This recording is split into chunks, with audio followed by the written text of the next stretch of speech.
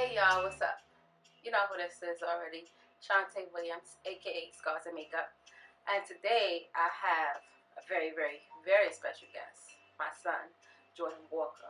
Um, Today is more so of not interview, but it is an interview, but he's gonna pretty much talk about what happened to him, his Scars and Makeup story.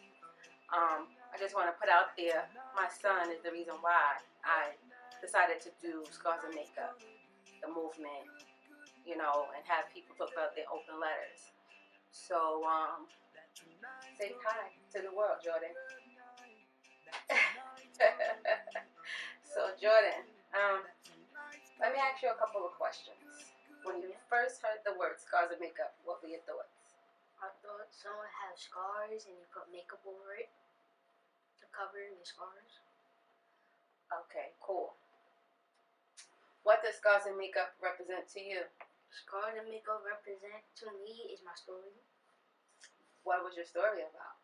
My story is about I got molested in 2008, 7 years ago on my mom's birthday. Okay, you got molested in school? Okay, so explain to me, how did that feel to you? It made me feel sad, and after that I never wanted to talk to nobody. I never wanted to open up or play. Right, and how old were you then? I was 5 years old, I think. Around 5 years old?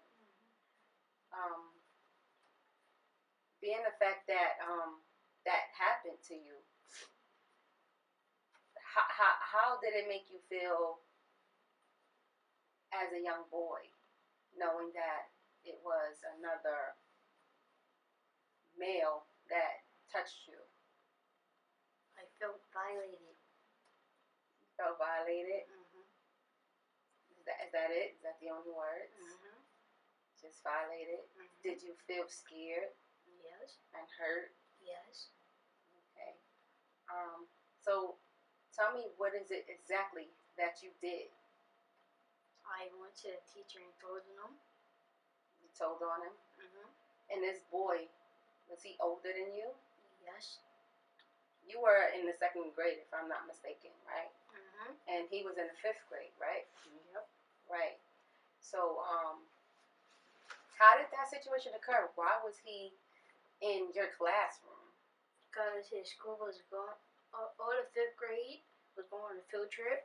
Then he couldn't go for some reason. Then they decided to put him in 2nd grade. They decided to put him with a 2nd grade class, which was your class.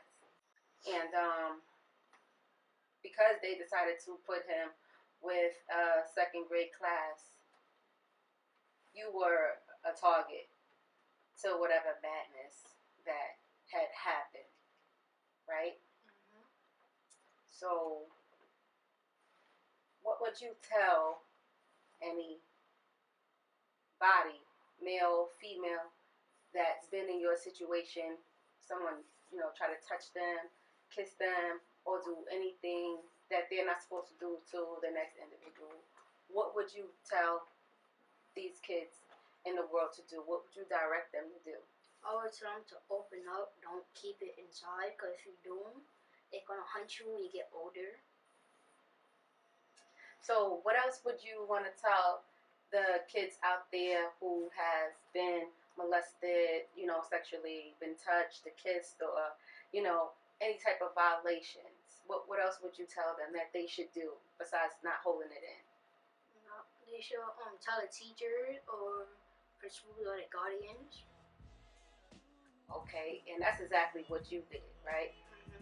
Yeah. I remember this all too well because it was a crazy day for me. It actually happened on my birthday, March 22nd. And it was devastating for me because this was my child. I never thought in a million years that my son would ever get molested inside of a school by another child, much less an adult or whoever. So I took it really, really hard. And I blamed myself for a lot of things. I blamed the boy and his mother. But And don't get me wrong, this may sound crazy what I'm about to say to you guys, but just hear me out.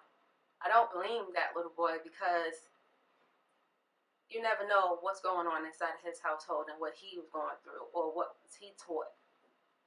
Because for him to come to school and think it's okay to touch or molest another child, it's obvious that somebody may have been doing something to him. So I really don't blame the child. You know, I blame the individual, you know, the parent for not watching that child or making sure that that child was in a safe haven where these things couldn't happen. So I just want to say, you know, forgiveness is one of the greatest things that you could possibly do. Um, like my son said, you know, don't keep it inside. Speak to adults, guardians, tell people, you know. You can't keep those things inside because it can really, really mess you up. And I just want to say, from my family to yours, Scars and Makeup is here to help you. So if you have any type of questions or issues dealing with molestations, anything, you can log on to scarsandmakeup.com and we can further assist you with any type of hotlines, anything like that. I disagree with you, Mom. Why? Because what do you learn in the first grade or in kindergarten? Not to touch people. Yes, or you do. behave and stuff. Yes. So it's kind of his fault. Mm-hmm. Like 50% and 50% whatever happened in the household, but he knows he's not supposed to be touching someone that's little, right, and someone that's younger than him, right. I understand, and that's your opinion. You know, you have a right to your opinion, especially because something like that had happened to you, and it made it destroyed a certain part of you. So I completely understand, and don't ever think for 1 minute that I'm not on your side. You know, but I just look at it from a bigger aspect and a bigger picture of being a parent. You know, because you just never know what he was going through. I'm not saying that, oh, you know, I'm on his side because I'm, you know, I'm always and forever going to love you and be on your side. So don't ever think that. But you always have to think about the next person and what they were going through or what happened to them. Okay? Okay. This is definitely a touching subject. I'm really sitting up here trying, you know, my best not to shed a tear. But Me too. I just want to say, you know, forgiveness, like I said, is one of the things that you should always consider in a fucked up situation.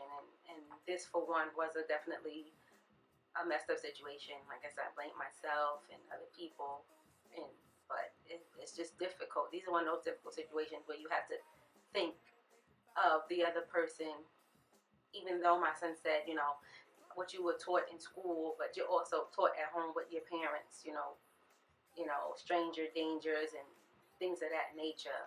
But when your child is in school, you always would say, you know, my child is protected. And a lot of times in these schools, kids are really not protected. A lot of kids are being bullied. They're being raped. They're being molested, you know. They're being tortured. They're going through many things, you know. And what's to say that they're not going through some of these things at home? But these things are happening in school, you know. People are going to the bathroom and getting beat up, or, you know, getting your lunch money taken. Or there's so many things that happen in school, and that's why it's always good to talk to your kids. You know, ask them how their day was in school. Ask them what went on. You know, talk to them. You know, find out what's happening, you know, on a day-to-day basis. You know, if they have certain curriculums, you know, with parent teachers, go up there, get involved in your child's life. Know what to do, what's going on in certain situations, because if you don't, you never will. And you will find yourself with a similar situation on your hands, and you may not know what to do. So I urge all the parents, grandparents, guardians, whoever you are out there, to always pay attention to your child. Always pay attention to the school and the people who is around them. Scars and Makeup, y'all. For more info, visit scarsandmakeup.com. And I got something to say. I got my shout out to my whole family and the people that helped me get over my stuff when I was smaller. And thank you. Peace. It's Jay Walker.